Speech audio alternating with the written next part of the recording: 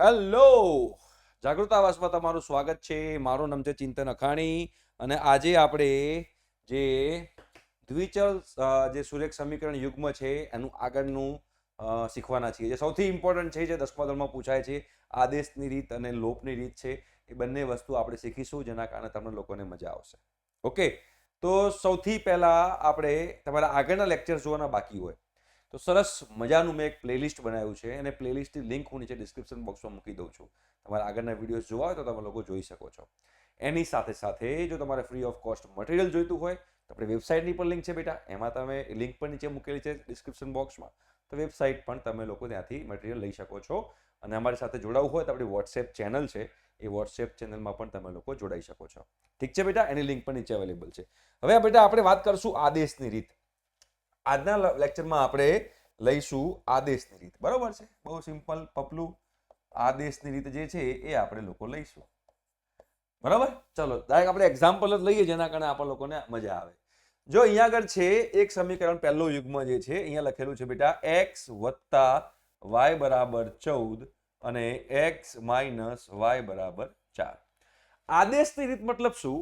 આદેશની રીત મતલબ કે અહીંયા બે ચલ છે આપણી પાસે. હવે આપણી પાસે બેટા બે ચલ હોય તો ગમે તે એક ચલને કરતા બનાવો. ધારો કે આ સમીકરણ છે x વત્તા y બરાબર 14. તો x વત્તા y બરાબર 14 છે, તો આમાંથી x અથવા y બે માંથી કોઈ એકને કરતા બનાવી દો. તો ધારો કે હું x ને કરતા બનાવું છું, તો x બરાબર શું લખાશે? 14 માઇનસ y. હવે આ જે 14 માઇનસ y જે મેં બનાવ્યું, તો આ x નું મૂલ્ય આ સમીકરણ 2 માં મૂકી દો. આ સમીકરણ 1 છે, સમીકરણ 2 છે. તો અહીંથી આ જે સમીકરણ 1 પરથી મને x નું મૂલ્ય મળ્યું, જે સમીકરણ 1 પરથી બેટા મને x નું મૂલ્ય મળ્યું, y ના સ્વરૂપમાં મળ્યું, એ x નું મૂલ્ય સમીકરણ 2 માં મૂકી દો. એટલે તમારે જો હવે આ સમીકરણ 2 માં મૂકીએ x નું મૂલ્ય, તો x નું મૂલ્ય શું છે? 14 માઇનસ y. તો આની જગ્યાએ હું શું મૂકીશ? 14 માઇનસ y. માઇનસ y તો હતું જ, તો માઇનસ y બરાબર 4. તો અહીંયા 14 માઇનસ y માઇનસ 2y થાય બરાબર 4. તો 4 ને આ બાજુ લઈ લો તો 14 માઇનસ 4 થાય. માઇનસ 2y ને પેલી બાજુ લઈ જાઓ તો પ્લસ 2y થાય બેટા. બરાબર છે, અને પ્લસ 2y થાય. 14 માઇનસ 4 બેટા 10 થાય, તો 10 બરાબર 2y થયું બેટા. માટે y બરાબર કેટલું થયું? y બરાબર 5 થયું. હવે y બરાબર 5 અહીંયા મૂકી દો. તો y બરાબર 5 મૂકો તો x બરાબર શું થાય? 14 માઇનસ 5 તો કે 9. તો x નું મૂલ્ય જે છે એ 9 મળ્યું. તો આ આપણો ઉકેલ મળ્યો આદેશની રીતથી. તો x નું મૂલ્ય 9 મળ્યું ને y નું મૂલ્ય 5 મળ્યું. તો સાચો આન્સર છે કે ખોટો આન્સર છે આપણને કઈ રીતે મળશે? તો x અને y નું મૂલ્ય આમાં મૂકી દો, ડાબા બરાબર જબા થાય તો આપણો જવાબ સાચો છે. તો અહીંયા x નું મૂલ્ય 9 મૂકો અને y નું મૂલ્ય 5 મૂકો, તો 9 વત્તા 5 14 થાય, અને આ બાજુ પણ 14 છે, મતલબ કે આપણો જવાબ સાચો છે. આ જે યામ મળ્યા મને, જેનો x યામ 9 છે અને 5 છે, એ અહીંયા મૂકવાથી ડાબા બરાબર જબા થાય છે. અને ડાબા બરાબર જબા થયું એનો મતલબ શું થયો? કે આ બિંદુ જે છે એ આ સમીકરણનું સમાધાન કરે છે, અને આ બિંદુ આ બીજા સમીકરણનું પણ સમાધાન કરશે. જો x નું મૂલ્ય 9 મૂકો અને y નું મૂલ્ય 5 મૂકો, 9 માઇનસ 5 4 થાય, જમણી બાજુ પણ 4 છે, તો ડાબા બરાબર જબા છે. તો જે આપણે ઉકેલ શોધશું એ ઉકેલ બંને સમીકરણનું સમાધાન કરશે. ઉકેલ શું કહેવાય? છેદબિંદુ. છેદબિંદુ એટલે શું? આ રેખા બે બિંદુમાંથી, બંને છેદબિંદુમાંથી પસાર થાય. બરાબર, તો આ તમારી થઈ ગઈ આદેશની રીત. તો હવે આ જ રીતે તમે લોકો આદેશની રીતથી બાકીના બધા દાખલા જે છે તમે લોકો આરામથી ગણી શકો છો. ધારો કે બીજો દાખલો જે છે અહીંયા આગળ હું ગણવા જઈ રહ્યો છું, જેમાં બેટા આપણને આપ્યું છે s માઇનસ t બરાબર 3, અને સમીકરણ 1 કહી દઉં છું, અને s ના છેદમાં 3 વત્તા t ના છેદમાં 2 છે, બરાબર, બરાબર 6 છે. બરાબર, આને સમીકરણ 2 કહી દઉં છું. આમાંથી ગમે તે એક સમીકરણ લો અને એક ચલને કરતા બનાવી દો. ચલો, તો હવે આનો દાખલો ગણું તો આવી રીતે ગણી શકાય કે બેટા s માઇનસ t બરાબર 3 છે, માટે s બરાબર શું થાય? 3 વત્તા t થાય. તો હવે આ s નું મૂલ્ય મને સમીકરણ 1 માંથી મળ્યું, તો એ s નું મૂલ્ય સમીકરણ 2 માં મૂકી દો. શું થાય? 3 વત્તા t. આ જે s હતું એની જગ્યાએ મેં 3 વત્તા t મૂકી દીધું, છેદમાં 3 હતું, વત્તા t ના છેદમાં 2 બરાબર 6 થાય. હવે 6 લસા લઈ લો. 6 લસા લઈએ તો મારે અહીંયા 2 વડે ગુણવું પડે, તો 6t વત્તા 2t વત્તા t થાય. બરાબર, અને અહીંયા આગળ મારે 3 વડે ગુણવું પડે, તો 3t થશે, બરાબર 6 થશે. બરાબર છે, જો 6t વત્તા 2t વત્તા અહીંયા આ 60 નહીં આવે, બરાબર. અહીંયા નાની નાની ભૂલ થાય તે ભૂલના કારણે daawpani.com થઈ જાય. જો લસા લો છો ને તમે, લસા લો એટલે તમારે શું કરવું પડે? લસા લો એટલે તમે ચોકડી ગુણાકાર કરવાનો. તો અહીંયા 6 વત્તા 2t, 2 ને અહીંયા ગુણી, 3 ને અહીંયા ગુણો તો વત્તા 3t થાય, છેદમાં 6 થશે, બરાબર 6. તો ઉપર શું થયું? 6 વત્તા 5t છેદમાં 6 બરાબર 6. હવે આ 6 અહીંયા ઉપર જાય તો 36 થાય. તો 6 વત્તા 5t બરાબર 36 થાય. આ 36 આ બાજુ જાય તો માઇનસ થાય, 6 આ બાજુ જાય તો 5t બરાબર 36 માઇનસ 6 એટલે કે 5t બરાબર 30. તો t બરાબર 30 ના છેદમાં 5 એટલે t બરાબર 6 આવ્યું. હવે t નું મૂલ્ય અહીંયા મૂકી દો 6, તો s બરાબર શું થાય? s બરાબર 9 થાય. જો t નું મૂલ્ય અહીંયા 6 મૂકીએ તો s બરાબર 9 થાય. તો 9 અને 6 છે, તો જો s બરાબર 9 મૂકો અને t બરાબર 6 મૂકો, 9 માઇનસ 6 3 થઈ ગયું. s બરાબર 9 મૂકો, 9 ના છેદમાં 3 3 થાય, અહીંયા આગળ બી 3 થાય. તો આ બંને જે છે એ બંને સમીકરણનું સમાધાન કરે છે, બરોબર. મતલબ કે આ આપણો ઉકેલ છે જે આપણે આદેશની રીતથી શોધ્યો છે, બરોબર. એના પછીનો દાખલો જોઈએ આપણે ફટાફટ. કયો છે? અરે રે, દાવ થઈ જશે. હા, દાવ થઈ ગયો ને, મને ખબર હતી બધું ગાયબ થઈ જશે. ચલો હવે આપણે આ દાખલો લઈએ. 3x માઇનસ y બરાબર 3. 3x માઇનસ y બરાબર 3. 9x માઇનસ 3y બરાબર 9, બરાબર. આ દાખલો છે. હવે ગમે તે કરતા બનાવો. ધારો કે આ સમીકરણ 1 લઈ લઈએ છીએ આપણે. તો સમીકરણ 1 માં 3x માઇનસ y બરાબર 3 છે બેટા. હવે y ને પેલી બાજુ લઈ જઈએ તો 3x બરાબર શું થાય? 3 વત્તા y. તો બેટા x બરાબર શું થયું? x બરાબર થયું 3 વત્તા y ના છેદમાં 3. આ આપણું x થયું કહેવાય, બરાબર. એ આપણું x થઈ ગયું. તો હવે એ x નું મૂલ્ય સમીકરણ 2 માં મૂકી દો. તો 9 x ની જગ્યાએ શું મૂકશું?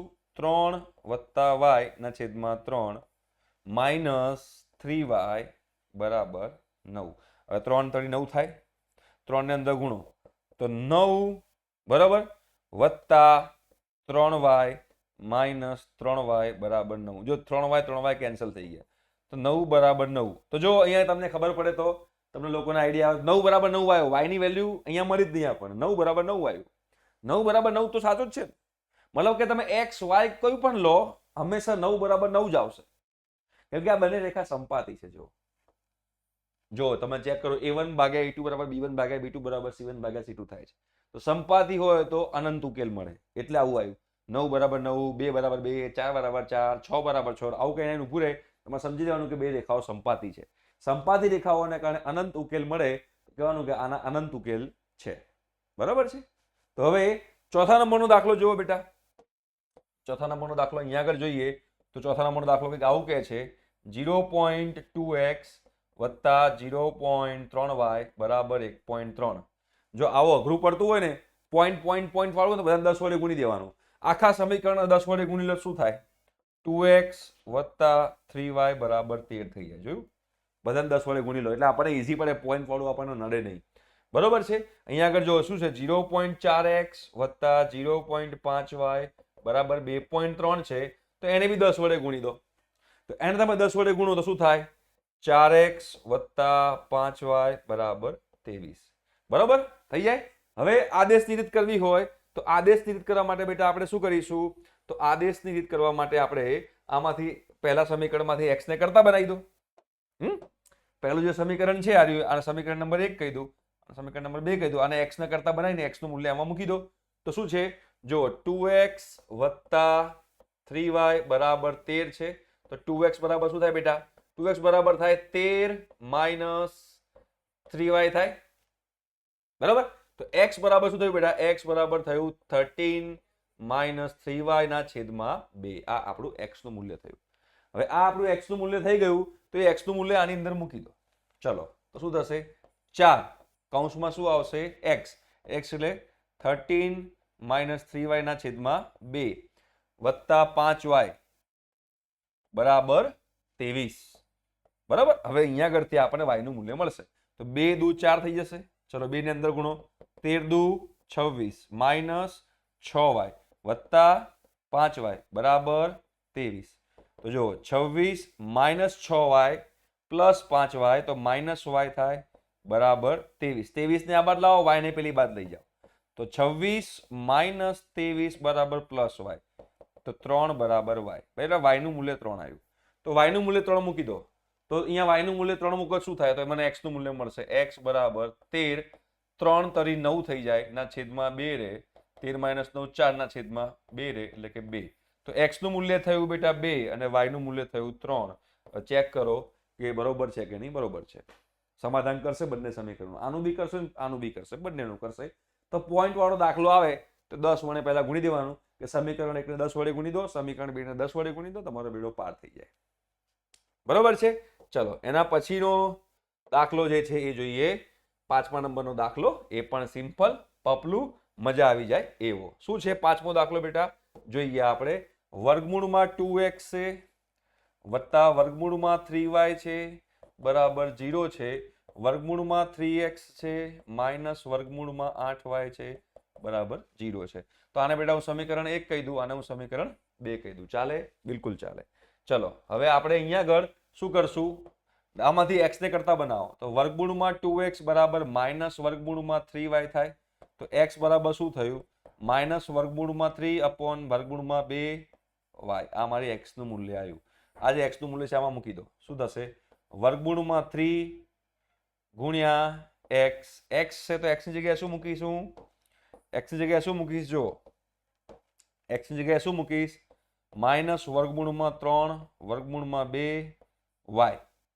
x ની જગ્યાએ માઇનસ વર્ગમૂળમાં 8y બરાબર 0. જો વર્ગમૂળમાં 3 ગુણ્યા વર્ગમૂળમાં 3 કેટલા થાય, 3 થઈ જાય. આ માઇનસ છે તો વર્ગમૂળમાં 3 ગુણ્યા વર્ગમૂળમાં 3 3y છેદમાં વર્ગમૂળમાં 2 માઇનસ વર્ગમૂળમાં 8y બરાબર 0. હવે વર્ગમૂળમાં 2 લસા લઈ લઈએ. ચલો તો માઇનસ 3y, આને વર્ગમૂળમાં 2 વડે ગુણો, તો કે આપણે વર્ગમૂળમાં 2 લસા લઈએ છીએ, તો વર્ગમૂળમાં 2 ગુણ્યા વર્ગમૂળમાં 8 વર્ગમૂળમાં 16 થાય, તો વર્ગમૂળમાં 16y બરાબર બરાબર 0. તો માઇનસ 3y વર્ગમૂળમાં 16 ને શું કહેવાય, 4, તો માઇનસ 4y બરાબર 0. તો માઇનસ 7y બરાબર 0. તો બેટા y બરાબર 0 ભાગ્યા માઇનસ 7 એટલે કે 0. y નું મૂલ્ય 0 મળ્યું, તો x નું મૂલ્ય પણ 0 મળશે, x બરાબર પણ 0. તો 0,0 તમારો જવાબ છે. તો આનો ઉકેલ જે છે એ છે બેટા 0,0. પહેલું પતી ગયું, બીજું, ત્રીજું, ચોથું, પાંચમું પતી ગયું. કેટલું સિમ્પલ છે.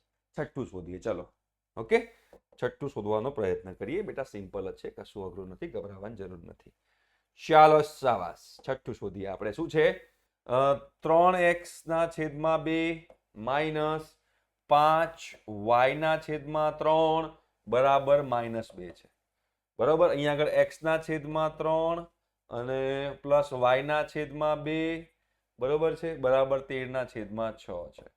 અને સમીકરણ 1 કહી દઈએ અને સમીકરણ 2 કહી દઈએ. તો પેલા સમીકરણ 1 લઈને એમાં x નું મૂલ્ય શોધીએ y ના સ્વરૂપમાં. અરે કરો યાર, શું થશે જુઓ, અહીંયા આગળ 3x, પહેલું સમીકરણ 1 લઉં છું, માઇનસ 5y ના છેદમાં 2 બરાબર -2 છે બરાબર, 3 છે અહીંયા આગળ. હવે લસા લઈ લઈએ 6 નો, તો 6 નો લસા લઉં તો આને મારે 3 વડે ગુણવું પડે, તો 9x થાય, અહીંયા 10y થાય બરાબર -2 થાય. 6 ને આ બાજુ ગુણી લઈએ તો 9x માઇનસ 10y બરાબર -12 થાય. તો 9x બરાબર શું થયું, -12 વત્તા 10y થયું. તો x બરાબર શું થયું બેટા, -12 વત્તા 10y ના છેદમાં 9. આ મને x નું મૂલ્ય મળ્યું બરાબર, આ મને x નું મૂલ્ય મળ્યું. હવે આ x નું મૂલ્ય આની અંદર મૂકી દો બરાબર. ચલો હવે એ x નું મૂલ્ય સમીકરણ 2 માં મૂકો. x નું મૂલ્ય સમીકરણ 2 માં મૂકતા એવું લખવાનું. તો શું થાય, x નું મૂલ્ય શું છે, -12 વત્તા 10y ના છેદમાં 9 અને છેદમાં 3 તો હતું જ, તો ગુણ્યા મારે 3 મૂકવું પડશે બરાબર. આ x નું મૂલ્ય થઈ ગયું, વત્તા y ના છેદમાં 2 બરાબર 13 ના છેદમાં 6 બરાબર છે. ક્લિયર થઈ ગયું? આવડે કે ના આવડે? બિલકુલ આવડે. ચલો સાદુરૂપ આપીએ, -12 વત્તા 10y ના છેદમાં 27 વત્તા y ના છેદમાં 2 બરાબર 13. ઓકે, ક્લિયર છે? જો ફરતી એકવાર લઈ લઈએ, 9x માઇનસ 10y છેદમાં 6 બરાબર -2 બરાબર છે. 6 -12 થાય પ્લસ 10y થાય છેદમાં 9 આવે બરાબર છે. હવે અહીંયા બી લસા લઈ લો. ચલો લસા કેટલો આવશે, 54 નો લસા આવશે, તો અહીંયા 54 નો લસા મૂકી દઉં. 54 નો લસા લેવો પડશે મારે, તો છેદમાં 54 આવશે, 27 નું 54 થાય એટલે, તો 54 નો લસા આવ્યો બેટા. તો હવે તમે જુઓ તો અહીંયા મારે 2 વડે ગુણવાનું, તો -24 વત્તા 20y. અહીંયા મારે 27 વડે ગુણવાનું, 27 વડે, તો વત્તા 27y બરાબર 13 છે. બરાબર, બરાબર 13 ના છેદમાં 6 છે, 13 ના છેદમાં 6 છે. બરાબર, ચલો તો હવે થોડું સાદુરૂપ આપીએ હજુ, તો -24 થઈ જાય વત્તા 20y વત્તા 27y, 20y વત્તા 27y 47y થાય. એ લખી નાખું છું 47y. છેદમાં શું બચશે? 54 બરાબર 13 ના છેદમાં 6. બરાબર, હવે જો અહીંયાથી અહીંયા કટ કરી શકું, 6 નવા 54 થાય. બરાબર, 6 નવા 54 થાય. હવે 9 ક્યાં જાય? 13 ના ગુણાંકમાં, તો -24 વત્તા 47y બરાબર 13 નવા 117, 13 નવા 117 થાય. -24 પેલી બાજુ +24 થાય, તો 47y બરાબર 117 વત્તા 24. બરાબર, તો 47y બરાબર કેટલા થાય? 141 થાય. કેટલા થાય જુઓ? હા, 141 થાય, 141 થાય. તો y બરાબર શું થયું? 141 ને છેદમાં 47. બરાબર, 47 તારીખ કેટલા થાય ચેક કરો. 47 ના ગુણ્યા 3 કરો, 7 તરી 21 વધી પડી 2, 4 તરી 12 ને 2 14, 141 થાય. મતલબ કે 47 તરી 141 છે, મતલબ કે y નું મૂલ્ય મને 3 મળ્યું.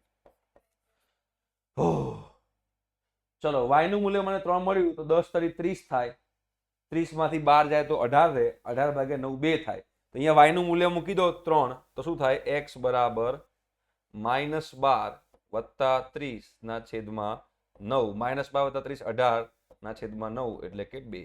તો x નું મૂલ્ય 2 મળ્યું અને y નું મૂલ્ય 3 મળ્યું આ સમીકરણના ઉકેલમાં.